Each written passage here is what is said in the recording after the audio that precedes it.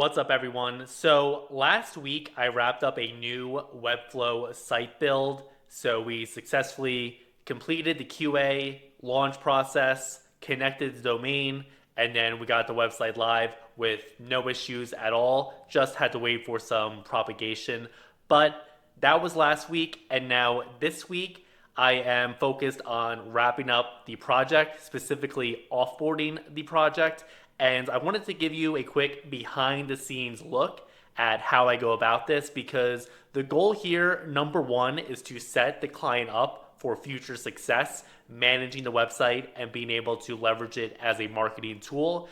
And the secondary goal is going to be positioning myself to land future website development work and also potentially a marketing retainer or maybe some ongoing marketing work. Now, in this case, this is a corporate client, so they have a marketing director. That was the main client points of contact, and they also have a 4 or 5 person marketing team. So I don't think they're going to be needing my help with marketing, but they may need my help with future Webflow development work. So that is what I am going to be focused on here. Everything I'm going to be breaking down in this video only takes 2, maybe 3 hours max, but it's the professional way to offboard a Webflow website build. Also, if you're new here, my name is Bailey Canning. I'm an independent full stack marketing strategist working with my clients on branding projects, website and development projects, and then ongoing marketing retainers as well. And as part of my efforts running this business, I regularly post here on YouTube, giving you a behind the scenes look at what it's like to run a modern marketing consultancy, as well as my client work. So if any of that sounds interesting to you, definitely subscribe to the channel. And without further ado, let's get on with the offboarding process. So the biggest deliverable in this offboarding process is going to be me recording some screen tutorials going over how the client can manage and maintain and, most importantly, leverage the website as a marketing tool. And this is very helpful. Not only does it give the clients a very good use case in terms of how to actually use the website and make basic content updates. I am very transparent early on in the process where I tell them Webflow is a professional tool. It's not something like Wix or Squarespace where you can basically have no web development skills whatsoever and be able to build out new pages. Webflow is not like that. So they know that going in, and they're not expecting to be able to build out full pages. But also in the early going process, I always talk about how I make these screen recording tutorial videos going over how to manage the website. And I sell this to them early on in the process by saying that once the website's complete, they are going to get essentially a video user manual on how to manage the website. And that little line always goes over well in the sales calls. So feel free to steal it if you would like.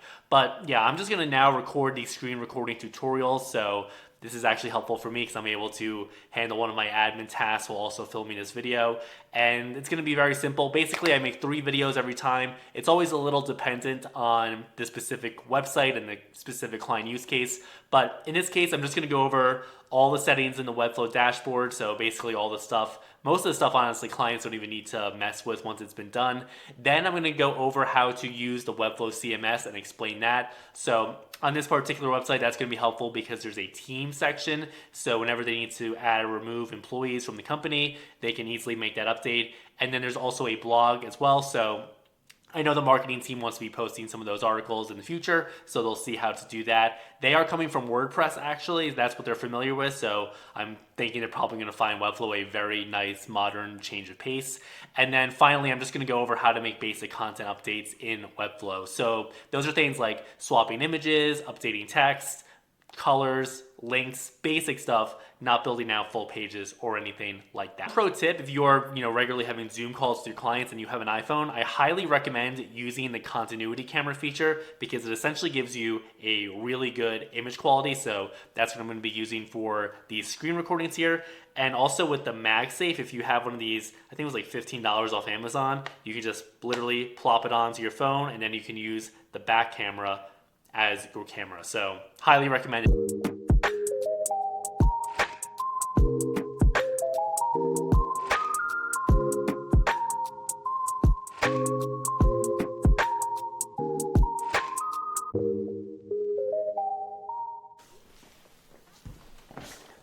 All right, so now I just want to run you through the final offboarding steps. It's really nothing too crazy, but hopefully it'll give you a good sense of everything you should be doing and potentially adding to your process, as well as how I set myself up and my clients for success simultaneously with this process. Also, don't mind the bookshelf. I know it's very bare at the moment. I just thrifted it this past weekend. We are working on styling it. Alright, so once I finish recording those screen recording tutorial videos, I just need to do a quick edit with those. I use Descript, and there's a bunch of AI features in that editing tool now that make it super quick and easy to get those edited. So I'm going to be working on that later today. And then the next step is, and I always wait till I actually have these screen recording tutorial videos done, then I will send the client a Calendly link so they can schedule time whenever works for them on my calendar for a Zoom call. This is going to be the official offboarding meeting. And this meeting is not super strict, like there's no real official agenda. Basically, I always just wait till after the videos have been completed. That way the client can review and they can jot down any questions they may have. Then there are going to be a couple other items though that I want to take care of during this meeting and just this offboarding process. So that's going to be one, sending a feedback form. It's only like 3 or 4 questions. I use Bonsai for this. And the questions are basically, what did you enjoy about the process? What did you feel like could be improved in the process? Were there any frustrating moments? And then also, did you feel like you received equal or more value based on how much you invested in this project? And I actually sent this out to another client a week ago, and she gave me very good feedback, both positive and negative, which I'm going to work on implementing in the future. And then also, she said that she thought that she received more value than she paid. So that was a very good feeling for me. I'm always very happy about that. The next thing I will do is I will send the client a testimonial request. Now, if the relationship hasn't been good, then I probably won't because it'll just create an awkward situation. In this case, I'm fairly confident the client will be willing to give me a testimonial. I mean, you never know, but we'll try our best. And actually what I've done now is I've transitioned away from the written testimonials, and instead I recently worked on setting up a new video ask form where the client can submit a video testimonial. This is something I did for my agency website a while back, but now I'm rolling it over into my personal brand. So that's another sales task I need to get on, is contacting all of my past clients and asking them for video testimonials. Video Ask makes it super easy. Like, they just can use their phone, record it, preview it, and then send it out. But I think that video testimonials are just way more compelling and are just going to be much more effective for lead generation in the future than the standard written testimonials. So that is something else I'm going to send in a separate email.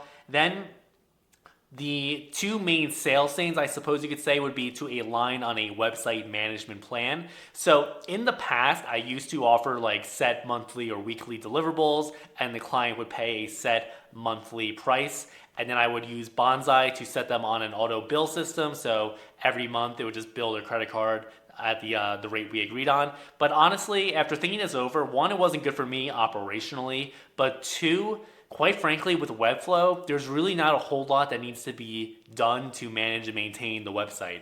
With WordPress, that's a different story, obviously. So as I fully transitioned to Webflow, I've also fully transitioned my website management plans. And now I literally just send them a very simple proposal in Bonsai where basically it says that here's my hourly rate. It's currently $175 an hour as of the time of this recording, July 30th, 2025.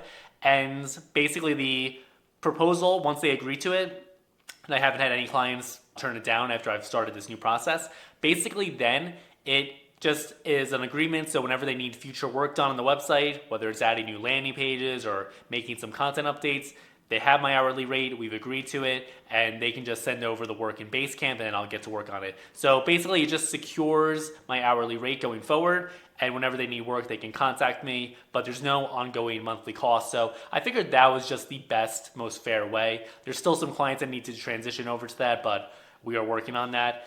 And then also, I will use this time to align on a marketing plan with clients as well. So sometimes we already know we're going to do marketing, and it's just a formality of discussing what exactly those deliverables are going to look like. Other times, it's a bit more up in the air. And then other times, I know for a fact that the client's not going to need marketing, which I'm 99% certain that is the case this time because they have an entire corporate marketing team. And then finally, the last thing, and this is something I really need to work on actually, is in the past I've sent over a referral connection email. So basically an email they can copy and paste and send to anyone they would like to refer me to. But I really need to work on some sort of referral incentive program. I'm not exactly sure what this would look like. I know some people in the industry will do like, every project you refer to me, the 10% of the first year's revenue goes to you. Some people do like a $500 Amazon gift card. Not exactly sure how I want to do that. This has literally been on my to-do list for like over a year on like the back burner of the sales tasks. So I still need to think that over. So maybe now is a good time to revisit that. I don't have all the answers here. I'm just sharing my process and hopefully you can learn from it as well. So that is the process in terms of how I go about offboarding Webflow projects once they have been completed. It's the process I've been following for several years now, and it only takes 2 or 3 hours to do all the deliverables together. But again, the big thing here is just setting up the client for future success so they have all the resources and knowledge they need to manage, maintain, and leverage the website as a marketing tool going forward.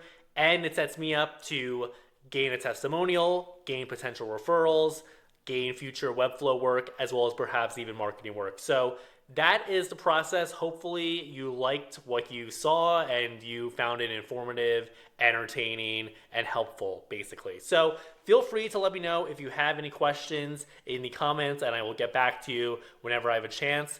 Otherwise, if you are considering a Webflow build for your company and you would like to pick my brain on that, there is a link in the description of this video. It's a quick interactive form. It's like 5 questions. Just ask some basic information about your project. And if you are qualified, you'll be able to book time directly on my calendar to discuss your project.